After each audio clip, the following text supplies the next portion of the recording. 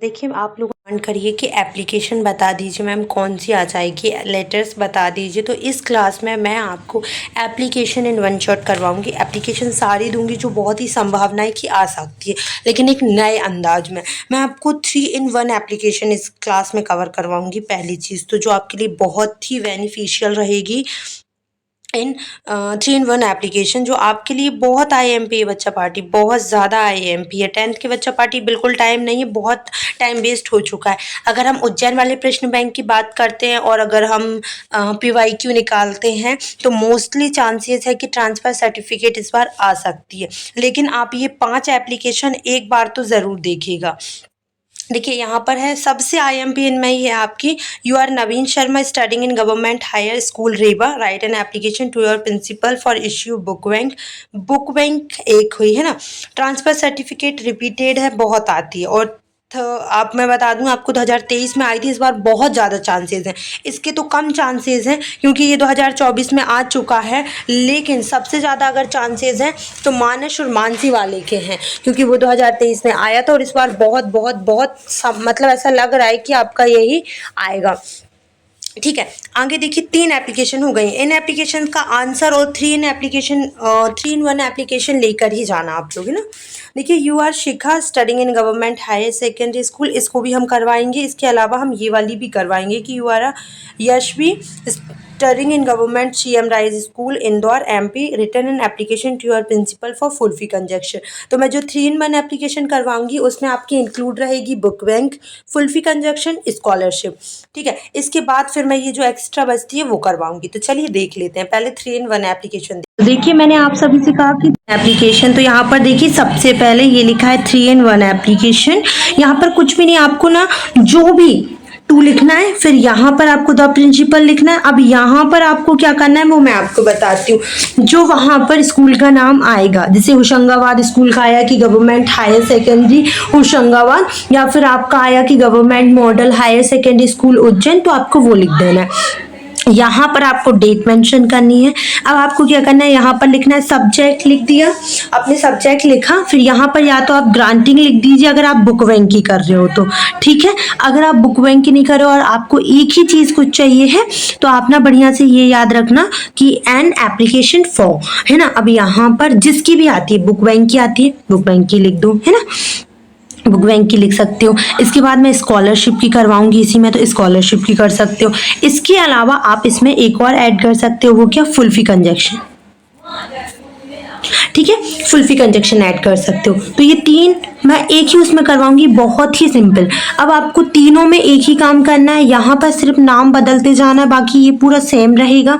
अब यहाँ पर देखिए रिस्पेक्टेड सर, यहाँ पर कॉमा आपको लगाना बहुत ज़रूरी है, नहीं लगाओगे आधा नंबर काट लिया जाएगा, ठीक है। और ये जो बना है इसी टाइप से आपका सीधा आना चाहिए, है ना। मोस्ट कॉमन चीज जो आपको हर एक एप्लीकेशन में लिखनी, जिससे नंबर मिलता है, I beg to state that, है ना, I am a student of class 10th of your school, ये आपने करवा दिया। ये आपको कोई सी भी एप्लीकेशन आ जाए, कोई सी भी, ये आपको लिखना ही है, ठीक है। अब मैं आपको बताती हूँ कि आपको इन तीनों एप्लीकेशन में कॉमन चीज क्या लिखनी है। पहला आपको लिखना है कि I have always been a good student, ये आपको हर तीनों एप्लीकेशन में लिखना है। And stand in my class, यहाँ पर फर्स्ट लिख लेना, वो लिख नहीं पाई थी मैं।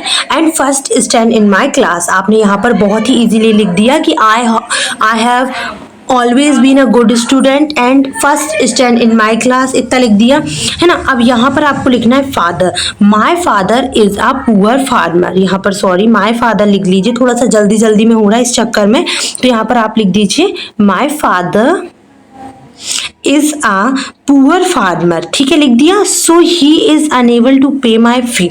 अब मैं आपको इतना जो है, इसको आपको book bank, full fee conjunction, इसके अलावा आपकी क्या स्कॉलरशिप, इन तीनों में आपको यहाँ तक पूरी एप्लीकेशन सेम लिखनी है, ठीक है। यहाँ पर आपको एड्रेस जो है, अगर आपकी एप्लीकेशन में आता है तो लिख देना, नहीं आता है तो जो आपके मन में हो, जो आपने रटा है वो लिखना है आपको, ठीक है। इतना यहाँ तक पूरी एप्लीकेशन सेम रहेगी, नो चेंजेस इन 3 एप्लीकेशन में, ठीक है। अब जैसे आप लोग अगर लिख रहे हो फुल फी कंजक्शन की, तो आपको ये वाला इश्यू करना होगा कि so he is unable to pay my fee आपको लिखना है so he is unable to pay my fee so kindly grant me full fee concession. आपने लिख दिया kindly grant me full fee concession. Second है, अगर आप लिख रहे हो कि इसका स्कॉलरशिप, पहले आप लिख रहे हो बुक बैंक का, ठीक है, सो आपको वहां पर ये लिख देना है कि so he is unable to buy my course book. क्या लिख दोगे आप? So he is unable to buy my course book. ये आपको बुक बैंक की में लिखना है, ठीक है। अगर आपकी फुल फी कंजक्शन आती है तो इतना आप फुल फी कंजक्शन में लिख दीजिए, बुक बैंक में आ रहा तो इतना बुक बैंक में लिख दीजिए, ठीक है। और काइंडली ग्रांट मी करके लिख देना है आपको kindly grant me issue my course book bank, ठीक है, course book from book bank, ठीक है। ये वाला आपको वहां पर लिख देना है। काइंडली ग्रांट मी कॉमन रहेगा, देखो kindly grant me issue my course from kindly grant me my course book from book bank, ये लिख दिया।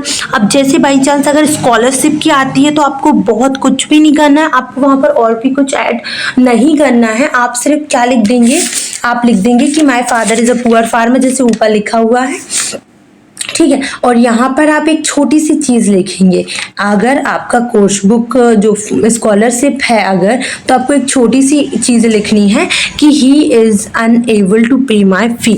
जो आप इसमें लिख रहे हो ना वही आपको लिखना है। So he is unable to pay my फी, ये हो जाएगा आपकी किसके लिए? स्कॉलरशिप के लिए, कि वो मेरी फीस जो है नहीं कर पाएंगे, तो प्लीज आप मुझे स्कॉलरशिप दिलवाइए। तो काइंडली ग्रांट मी क्या? आपकी स्कॉलरशिप। अच्छा, एक चीज और मैं आपको बता देती हूँ इसमें, यार 1 मिनट, यहाँ पर आपने मिस थोड़ा कर दिया है। ये जी है, ये जो टी है यहाँ पर मैं ना डंडा नहीं कर पाई हूँ, इसमें कर दिया, अभी इसमें नहीं कर रहा है, इसलिए तो थोड़ा सा देख लीजिएगा, है ना। हाँ, अब आपको समझ में आया है। इतना आपको इश्यू सब में बनाना है रूपरेखा। फिर इसके बाद अगर आपकी फुल फी कंजक्शन होगी तो आपको लिख देना है क्या? आपको लिखना है ही is unable to pay my फी। अगर फुल फी कंजक्शन और स्कॉलरशिप रहेगी तो यहाँ तक पूरा सेम रहेगा, ठीक है। लेकिन अगर बुक बैंक रहेगी तो आपको बस इतना सा और ऐड करना है कि so he is unable to buy my course book. अगर मैं आपको बहुत ही सिंपल टर्म्स में समझाती हूँ, ये पूरा कॉमन है। अगर फुल फी कंजक्शन की आती है तो आप लिखेंगे so he is unable to pay my fee, so kindly grant me full fee concession, okay. अगर आप किसकी लिख रहे हो बच्चे? स्कॉलरशिप की लिख रहे हो, तो फिर भी आपको यही रीजन देना है कि so he is unable to pay my fee, ठीक है। So he is unable to pay my fee, so please kindly grant me, ठीक है, kindly grant me scholarship on. अभी आपको अगर बुक बैंक का लिखना है तो आप ये बस यहाँ पर माई फी की जगह पे आपको लिख देना है पे माई फी की जगह पे। So he is unable to buy my course book, मेरी जो बुक है वो खरीद नहीं सकते हैं, ठीक है। और फिर आपको जैसे का तैसे लिख देना है कि kindly grant me my course book from book bank. अब आप आ जाइए thanking you your obediently Mukul Jain, जो भी आपको लिखना है। अगर नाम वहां पर आया है जैसे जय या जया आया है, मुकेश या फिर और कोई नाम आया है, तो प्लीज आप लोग लिख देना, क्योंकि क्या होता है यही नंबर कटते हैं। एक तो स्पेलिंग में नंबर कटते हैं, ओबीडेंटली में। दूसरा नाम कटता है कि बहुत सारे बच्चे ना एक ही नाम रट के जाते हैं, वही का वही लिख देते हैं, लेकिन बुक में कुछ और ही आता रहता है पेपर में, है ना। और यहाँ पर भी मैं आपसे बार बार बोल रही हूँ कि अगर वो लोग खुद से एड्रेस मेंशन करते हैं तो प्लीज आप वही मेंशन करें यहाँ पर, okay. Got it? I hope आपको समझ में आ गया होगा। अब चलिए जो 2-3 और एप्लीकेशन रह गई हैं हम उनको भी देख लेते हैं, ठीक है। तो अब हम देखेंगे सेकंड, जो मोस्ट आईएमपी आपकी, मोस्ट से भी मोस्ट आईएमपी आपकी अगर आता है आपके बोर्ड एग्जाम में तो आपको कैसा करना है? ट्रांसफर सर्टिफिकेट की प्लीज करके जाना। ये 3 नाम से आ सकती है, ध्यान से सुनना। एक आ सकती है स्कूल लिविंग सर्टिफिकेट इस टाइप से, एक आ सकती है ट्रांसफर सर्टिफिकेट के नाम से, एक आ सकती है कैरेक्टर सर्टिफिकेट के नाम से। तो तीनों एप्लीकेशन में यही लिख कर आना है, ओके। यहाँ पर देखिए लिखा है to the principal government higher school Balaghat. अब यहाँ पर देखिए उन्होंने जो मेंशन किया था इन लोगों ने वही मेंशन किया है। यहाँ पर देखिए कौन सी स्कूल का नाम था? बालाघाट का, उन्होंने बालाघाट दिया है। अब देखिए सब्जेक्ट लिख लेना है, application for school leaving certificate लिख दिया आप। अब देखिए रिस्पेक्टेड सर आपने लिख दिया और यहाँ पर ये लिख दिया है ये। अब यहाँ पर लिखना है आपको I beg to state that I am student of class 10th C of your school. ये वाला जो है ना सब में देना रहता है। I have passed my class 9th examination this year. फिर यहाँ पर दिया है कि my father has been transfer to Barwaha district W Nimar, so I will be unable to continue my study here. आप यहाँ पर कॉमन सा भी लिख सकते हो कि my father has been transferred to, जहाँ से भी ले रहे हैं आप लिख दीजिए ट्रांसफर्ड भोपाल, ओके।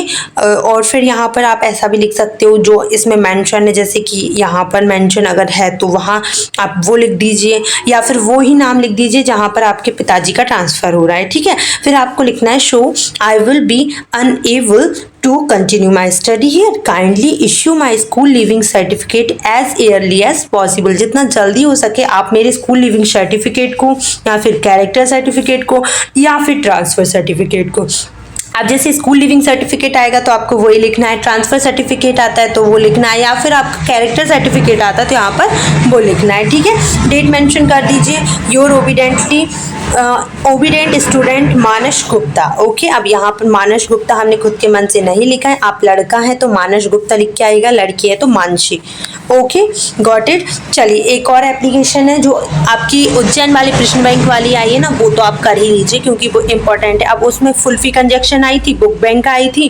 स्कॉलरशिप की नहीं आई थी, वो भी मैंने 3 in 1 में करवा दिया है, तो ये हो गई है आपकी डन।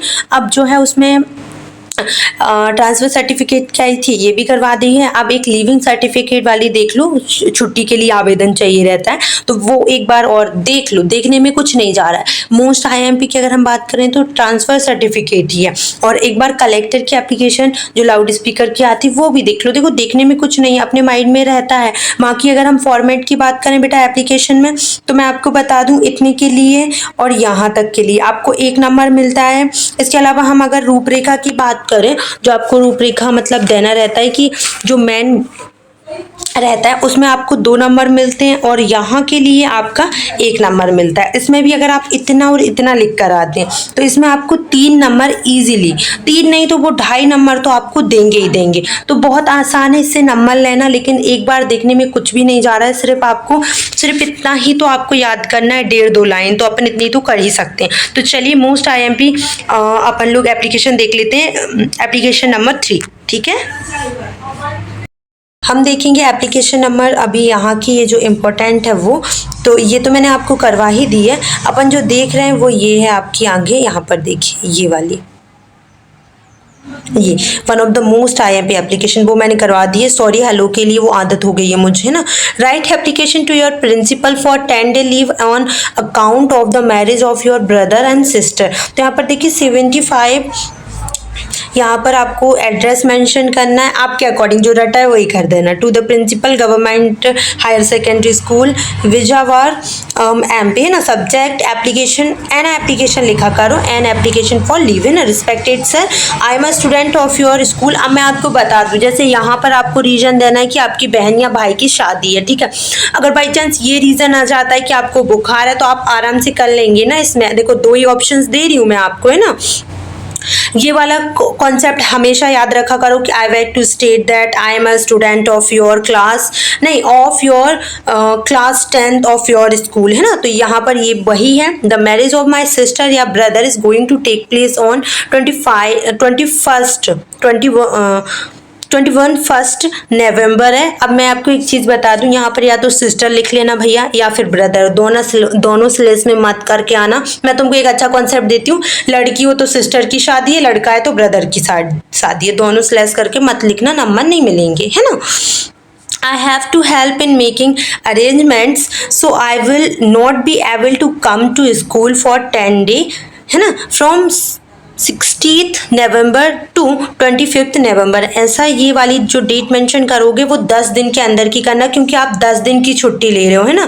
काइंडली ग्रांट मी 10 day लीव्स। मैं आपको बहुत ही आसान शब्दों में इसका पूरा मैटर समझाती हूँ। इसमें बोला जा रहा है कि मैं 10वीं का स्टूडेंट हूँ, मैं आपके स्कूल में पढ़ता हूँ, मेरे भाई की या फिर बहन की शादी है जो कि 21 तारीख को होने वाली है ना।